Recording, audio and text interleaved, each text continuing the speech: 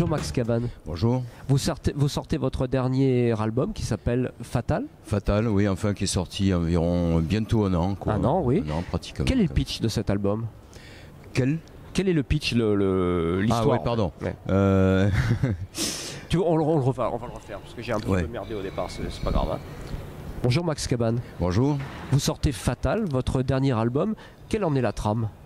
Alors, en fait, c'est une histoire qui se passe dans les années 60, 65 environ, dans la France profonde, dans la région vraiment nord extrême, du côté de Dieppe. On peut imaginer ça, parce que en fait, Manchette n'a jamais nommé les lieux. Il a laissé entendre que ça se passait du côté de Dieppe, quoi, voilà, dans la région de Dieppe. Donc on est dans les années 60-65 et il s'agit d'une femme magnifique évidemment, sinon il n'y aurait pas d'histoire puisqu'elle est fatale. Ah oui, mais... Donc cette femme est absolument irrésistible et grâce à cet argument majeur et incontournable, elle commet des meurtres qu'on peut dire vraiment en série, quoi. Voilà. Et elle gagne sa vie surtout avec, c'est ça le plus important. Voilà. Donc, disons que c'est un des romans de Manchette les plus atypiques, à tel point que lui-même avait du mal à le considérer, à en parler.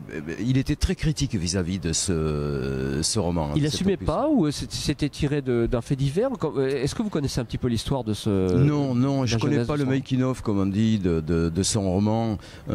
Simplement, il est évident à la lecture qu'il devait être vraiment très documenté sur des faits divers et des choses comme ça, quoi. Comment vous avez travaillé dessus, vous, au niveau graphique? Eh bien, c'est simple. Votre Fatal, c'est qui?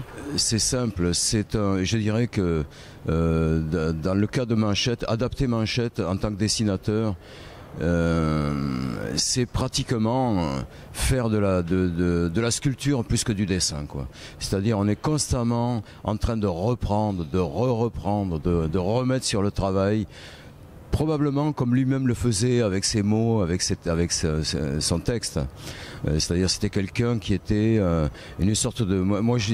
il m'a toujours fait penser, justement pour faire la liaison avec ce que je viens de dire, avec la sculpture, à Brancusi, vous voyez. Oui. D'ailleurs Brancusi, le résultat apparaît évident, avec une forme de simplicité comme ça, voire chez Brancusi en tout cas, un côté art primitif, alors qu'en fait il y a un énorme travail, voilà, ouais. un énorme polissage, quoi, des phases et des phases de décantation, de travail, quoi. Voilà. Et pour moi, Manchette, il a un côté Brancusi de la littérature, quoi. Et vous aussi par contre-coup, du coup. Et du coup, voilà, si on veut suivre Manchette, on est obligé de y ressembler un petit peu, quoi. Retravailler. Ça me fait penser un petit peu ce que vous me dites à la ligne claire de Hergé, quand il cherchait la ligne juste pour représenter son mouvement, et tout, enfin dans un autre ordre d'idée.